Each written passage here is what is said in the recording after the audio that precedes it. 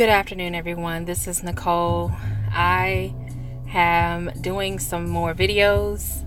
This video is coming from futurism.com, and it's about how scientists have wiped out a mosquito population by hacking their DNA with CRISPR. So CRISPR-Cas9 is a genetic system that is used to manipulate genes.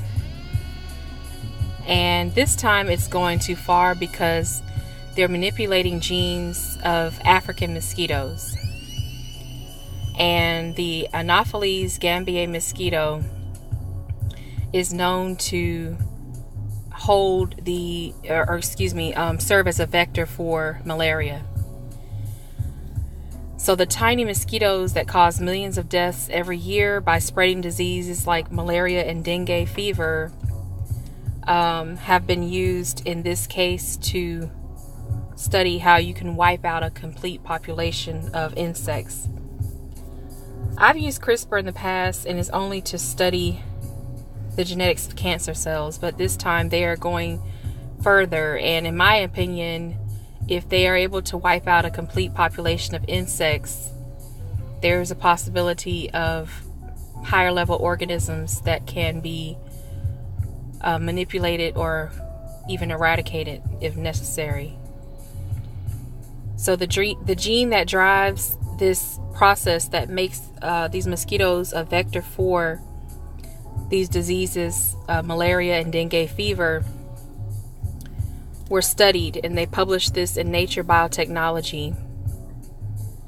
The researchers used CRISPR to modify the genes responsible for determining sex in 150 male mosquitoes, and that alteration made the male genes dominant, and over time that population would stop producing females, therefore driving them to collapse. And that's exactly what happened. The researchers added these genetically altered mosquitoes to a caged population of 450 unaltered male and female mosquitoes to reproduce them. And this hacking of the genetics worked. Subsequent generations of females exhibited male and female characteristics, meaning that they couldn't bite and they couldn't lay eggs. So male mosquitoes don't bite. They only impregnate the females. Female mosquitoes bite. They suck blood, and that blood is used to feed their babies, feed their eggs.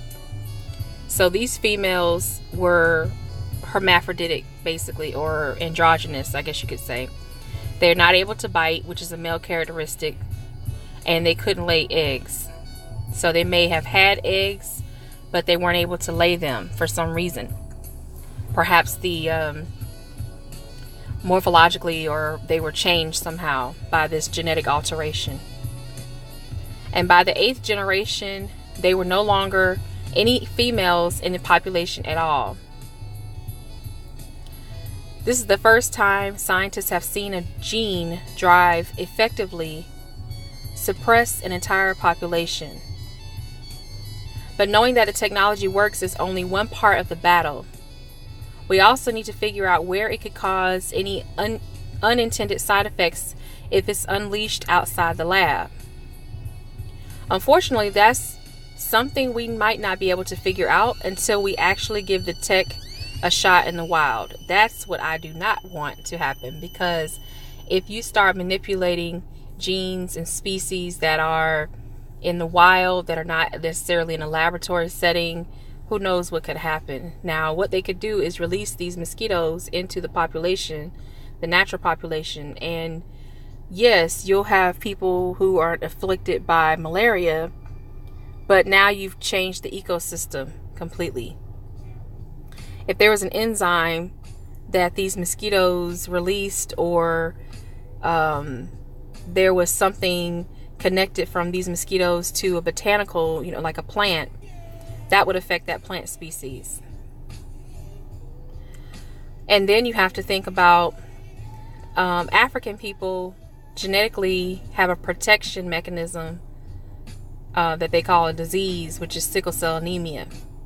Although debilitating, sickle cell anemia protects one from malaria and is also in some cases, were able to protect people from certain strains of HIV as well.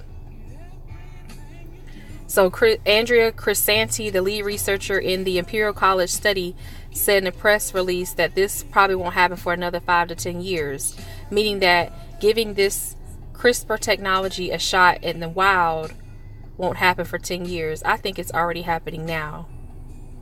And this is a close-up picture of the mosquito, of course. I do not agree with this. In my opinion, as I said earlier, this is not something that would be that's feasible. It's not helping people on a grand scale. It's helping one group of people. You already know them as the high IQ people. But in my opinion as well, they don't need to be there. If there's a disease in a certain area where you are that would afflict you and you don't have a genetic protection, then maybe you need to take your ass home and go back where you from, where you don't have to deal with these types of mosquitoes. But anyway, I'll leave it at that. You all let me know what you think in the comment section. Like, comment, share, subscribe, and I'll see you in the next one. Of course, I'll leave a link to this article in the description box, and I'll talk to you soon.